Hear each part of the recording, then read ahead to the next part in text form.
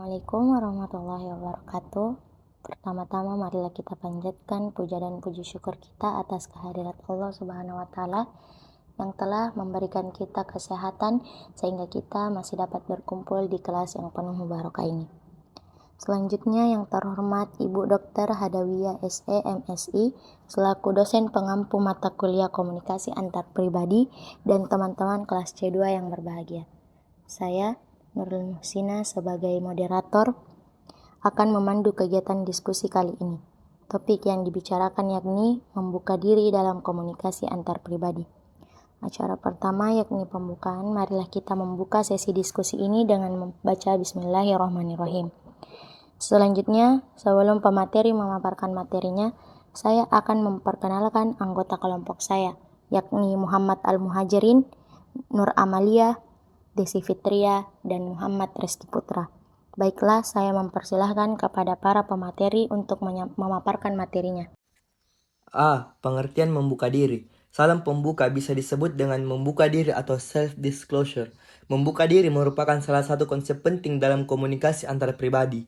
Hal ini karena membuka diri adalah salah satu jalan bagi manusia dalam melahirkan pertemanan atau perkawanan yang lebih dekat.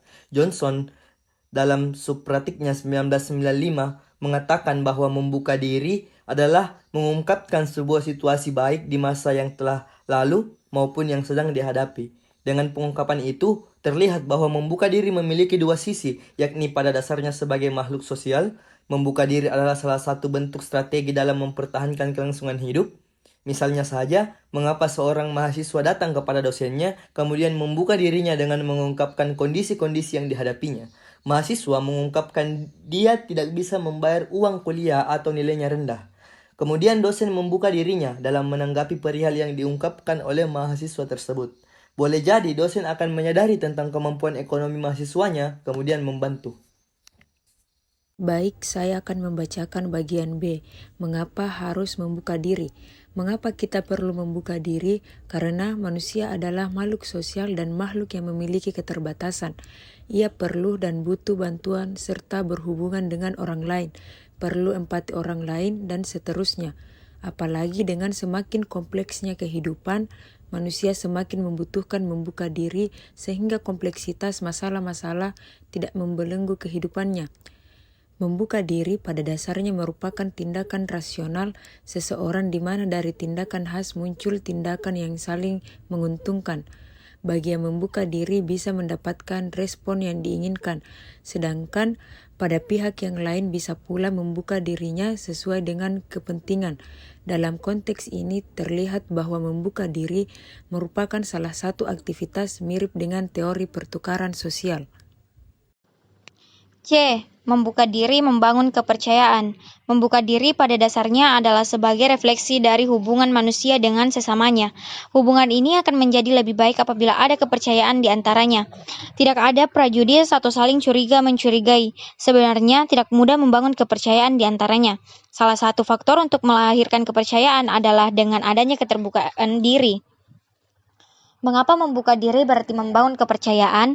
Hal ini dapat dijawab melalui hubungan manusia yang sangat sederhana, dengan mengajukan pertanyaan yang jawabannya juga sangat sederhana. Apakah Anda percaya begitu saja pada seseorang sebelum mengenalnya? Jawabannya tentu tidak.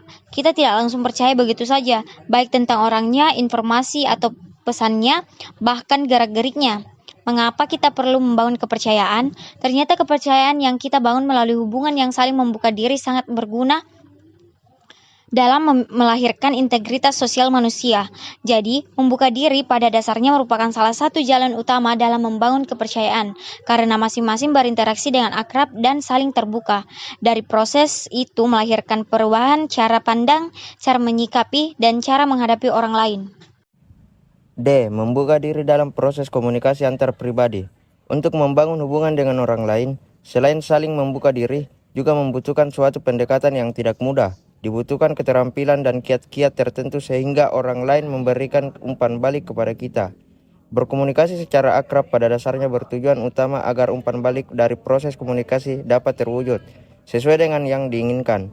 Komunikasi antar pribadi sebagai komunikasi pembangun keakraban dan keintiman pada dasarnya bertujuan untuk memperoleh umpan balik tersebut. Oleh sebab itu, kata Johnson, dalam membuka diri ada beberapa kiatnya, sehingga kita mendapatkan umpan balik yang tidak mengancam. Baiklah, itulah tadi materi yang telah disampaikan oleh pemateri.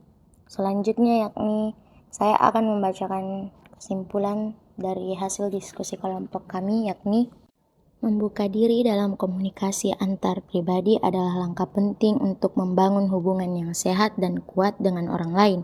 Ini melibatkan berbagai pemikiran, perasaan, dan pengalaman pribadi dengan jujur dan terbuka.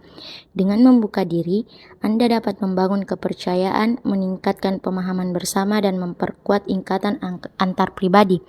Namun penting untuk memilih waktu dan tempat yang tepat untuk berbicara secara terbuka, serta berhati-hati dalam membagikan informasi pribadi agar tidak menghadapi risiko yang tidak diinginkan.